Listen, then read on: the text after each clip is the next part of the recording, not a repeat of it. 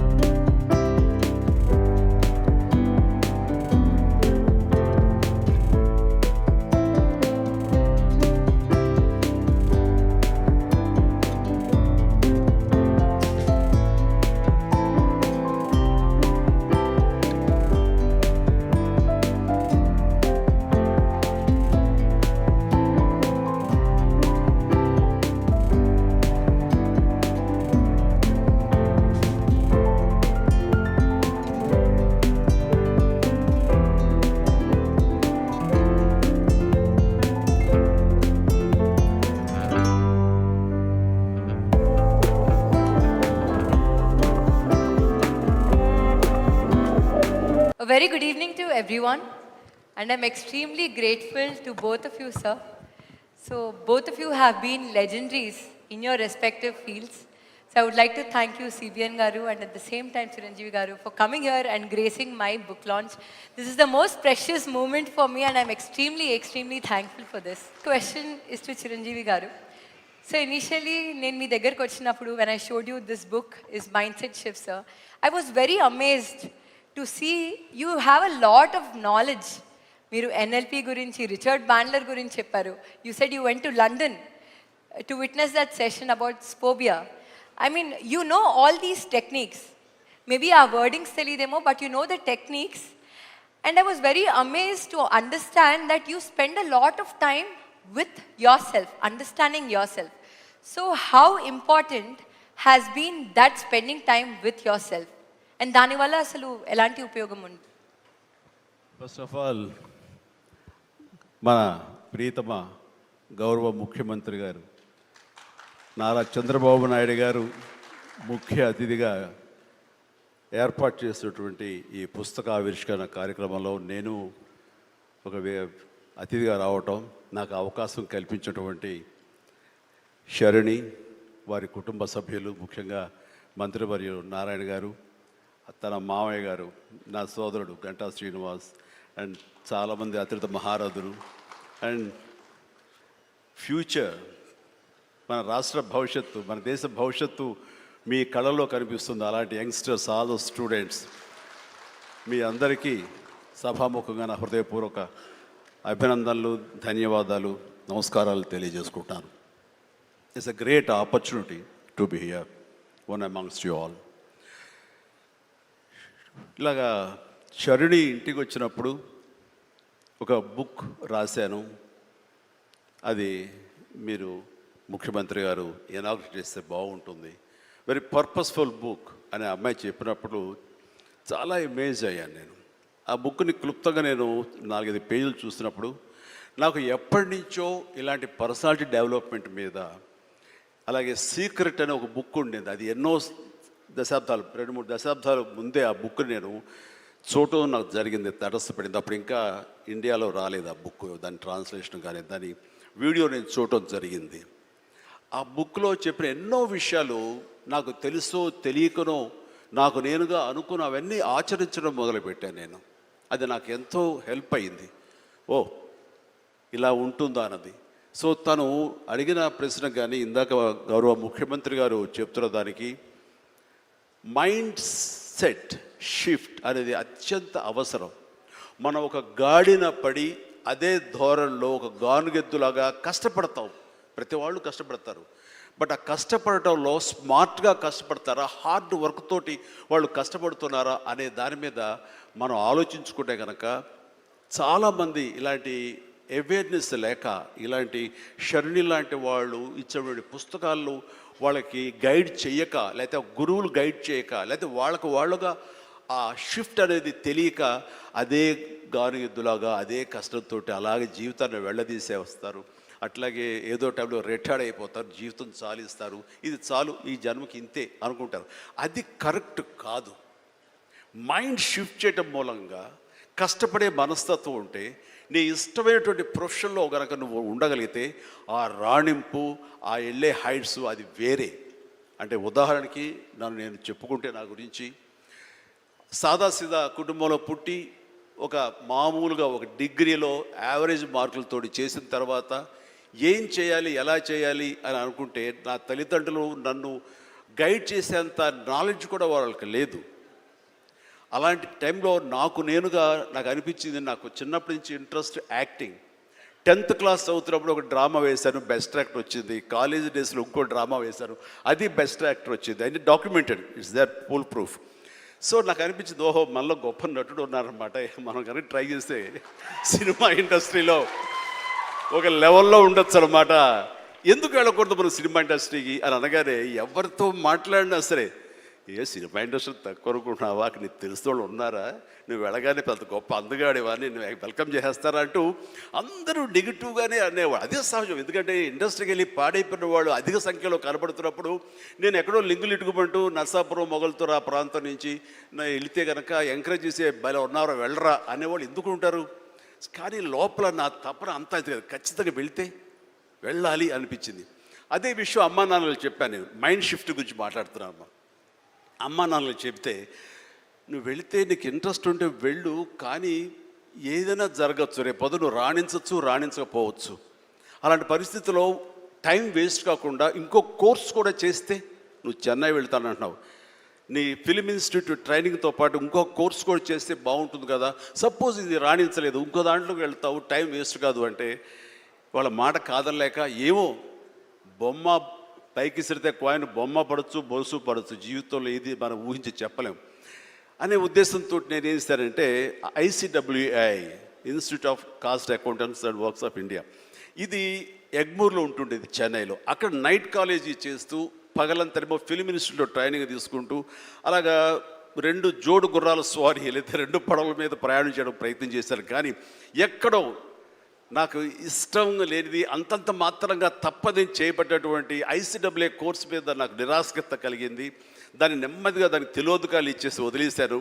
ఆ తర్వాత ఫిలిం ఇన్స్టిట్యూట్లోనే నేను ఏమైనా చేయాలి, చావో రేవో బతుకో చావు ఇక్కడే ఉండాలి, మనం ఇందులో చేయాలి. ఎప్పుడైతే నేను ఒక డెసిషన్ తీసుకున్నానో, నన్ను నేను ప్రూవ్ చేసుకోవడానికి నేను కష్టపడి పనిచేయాలి, నేను ఇందులో సాధించాలి, ఏమైనా అయ్యి తీరాలి అంటూ చాలా స్ట్రాంగ్గా నేను అనుకున్నాను. లేకపోతే నాకు జీవితం లేదు అనుకున్నాను. అలాంటి పరిస్థితుల్లో సినిమా ఇండస్ట్రీలో ఫిలిం ఇన్స్టిట్యూట్లో నేను ట్రైనింగ్ తీసుకోవడం ఏంటి, సినిమా అవకాశాలు రావడం ఏంటి, అవి సద్వినియోగపరచుకోవడం ఏంటి, దాన్ని ద బెస్ట్ నేను చూపించుకోవడం ఏంటి, అక్కడ ఉన్నటువంటి డైరెక్టర్స్ వీళ్ళందరి చేత వావ్ అనిపించుకోవడం ఏంటి, అందరి దృష్టి నా మీద ఉండేలాగా నేను ఎక్కువగా యాక్టివ్గా ఉన్నటువంటి ఇవన్నీ నాకు దోహదపడి సినిమాలతో సినిమా అలాగా అంచెలంచెలుగా నేను ఈ రోజున మీరు చూస్తున్న ఈ స్థాయికి నేను వచ్చాను. ఇక్కడ ఏంటంటే, ఏమైనా సరే 2 చేద్దాం, జీవితం ఏమవుతుందో అనే అభద్రతా భావంతో ఉండే కంటే, కాదు ఖచ్చితంగా అనుకుంటే సాధించవచ్చు, నాలో టాలెంట్ మీద నాకు నమ్మకం ఉందని సాధించగలరు, కాబట్టి అది వద్దు అనుకుంటూ మైండ్ షిఫ్ట్ చేసుకుని దీని మీద ఫోకస్ పెట్టాను సరే, అక్కడ నేను సఫలీకృతునయ్యాను. అదే షరాణి చెప్పేది. ఎక్కడ డౌట్ ఉండకూడదు. ఆ ప్రొఫెషన్ నీకు ఇష్టమైన ప్రొఫెషన్ అయ్యి ఉండాలి, దాని మీద నువ్వు ఇంట్రెస్ట్ పెంచుకోవాలి, అది సాధించడానికి కష్టపడి పనిచేయాలి, ఒళ్ళొంచి పనిచేయాలి, అది కూడా స్మార్ట్గా పనిచేయాలి. వీటన్నిటితో పాటు మన వ్యక్తిత్వం, మన బిహేవియరు, మన మంచితనం, ఇవన్నీ కూడా యాడెడ్ ఫ్లేవర్, అది చక్కటి అందాన్ని ఇస్తాయి నువ్వు వెళ్తున్న ఈ బాటలో. అది చాలా ఇంపార్టెంట్. చాలామంది అత్యున్నత స్థానానికి వెళ్ళిపోతుంటారు, కానీ క్యారెక్టర్ లేకపోతే వాళ్ళు ఎంత ఎత్తుకెళ్ళినా సరే సర్లే పెద్ద చేసేళ్ళ అని అంటారు. అది ఎంత లేదన్నా సరే ఆ క్యారెక్టర్ కూడా నీకు లేని అందాన్ని తీసుకొస్తుంది. నీ కష్టానికి మరింత అందం ద్విగుణీకృతం అవుతుంది, నీ ఫలితం కూడా అంత బాగా ఉంటుంది. కాబట్టి మైండ్ సెట్కి షిఫ్ట్ అనేది చాలా చాలా అవసరం. ఆ రకంగా షరాణి చేసినటువంటి ఈ ప్రయత్నం సఫలీకృతం అవుతుంది, చాలామంది రీచ్ అవుతుంది, చాలామంది లబ్ధిదారులు పొందుతారు. అండ్ చెప్పాలంటే మన నారా చంద్రబాబు నాయుడు గారు కూడా చిన్నతనం నుంచి కాలేజీ రోజు నుంచి నాయకత్వ లక్షణాలతోటి అక్కడ నాయకుడుగా కాలేజీలో ఉంటూ అక్కడి నుంచి తనకి ఇష్టమని ఈ ఫీల్డ్లో రాణించాలి, నా రాష్ట్రానికి సేవలు చేయాలి, ఇక్కడ ఏమైనా సరే అవ్వాలి అనే అకుంఠిత దీక్షతో అయ్యారు. ఆ రోజున రామారావు గారు ఉంటారని ఆయన పాలిటిక్స్కి వస్తారని కాదు, ఆయనకు మీద నమ్మకం ఆయన. అట్లా ఏ మారుమూలు ఉన్నా నేను ఎట్లయితే యాక్టింగ్ మీద నా నమ్మకంతో నేను ఎలా ఉన్నానో అలాగే నాయకత్వ లక్షణాలతోటి పాలిటిక్స్లో రావాలి, రాణించాలి, ఇతోధికంగా ఎంతో సేవలు చేయాలని అనుకున్నారు. కాబట్టి నాయకుడిగా, స్టూడెంట్ నాయకుడిగా, విద్యార్థి నాయకుడిగా ఉన్న ఆయన పాలిటిక్స్లో రావడం ఏంటి అనుకోని పరిస్థితుల్లో అవకాశాలు వస్తే వాటిని చేజిక్కించుకుని వాటిని ఆసరాగా తీసుకుంటూ అంచెలంచెలుగా ఎదుగుతూ ఈ రోజున మనం చూసేటువంటి అద్భుతమైనటువంటి ఒక మహానాయకుడిగా ఎదిగారు. ఆయన దిశానిర్దేశంలో, ఆయన నాయకత్వంలో హైదరాబాద్ దగ్గర నుంచి ప్రతి నగరం, అంటే ఫస్ట్ ఇండియాలో ఆఫ్టర్ బెంగళూరు మళ్ళీ అలాంటి ఐటీ నగరంగా, అంటే ఎంత విజనరీ అంటే ఫ్యూచర్లో ఇది డెఫినెట్గా ఈ రోజున మనం అనుకుంటున్నాం డిజిటలైజేషన్ ఆ రోజున అంత ఉధృతంగా లేదు, అలాంటి దాన్ని అవి తీరుతుంది ఆయన అన్నారే. ఆయన మైండ్ సెట్ ఆ రోజు అలా షిఫ్ట్ చేసుకుని దానికి కట్టుబడి ఉన్నారు. కాబట్టి ఈ రోజున ఐటీలో కానివ్వండి, అతను డిజిటలైజేషన్లో కానివ్వండి, ఇదిగో ఈ రోజున ఏఐలో కానివ్వండి, ఆ స్థాయికి వెళ్ళటానికి నాంది పలికినటువంటి పాయనీర్ మన చంద్రబాబు నాయుడు గారు. సో ఇలాంటి నాయకుల మైండ్ సెట్ షిఫ్ట్ అవ్వడం అన్నది ఎంతగా అభివృద్ధిలోకి ఎంత ఇదిగా ఉందో మనం తేటతెల్లంగా చూస్తున్నాం. కాబట్టి ఇట్స్ అ వండర్ఫుల్ సబ్జెక్ట్ షర్ణి. I do appreciate all the very best. Thank you so much, sir. Sir, I want to know from you, do you have any thoughts that have transformed into habits? And if you do, how is it useful in your life? మనం అందరం కూడా తెలిసి కానీ తెలియకుండా కానీ కొన్ని leadership qualities buildup చేసుకుంటాం.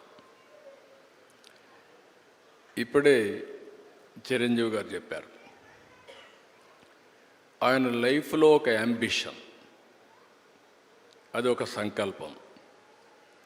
ఆ సంకల్పమే నేను నటుడు కావాలి అనే సంకల్పం ఆయన మైండ్లో పడింది. అక్కడి నుంచి ఆయన జీవితంలో ఒక పాజిటివ్ మైండ్ సెట్ డెవలప్ చేసుకున్నాడు.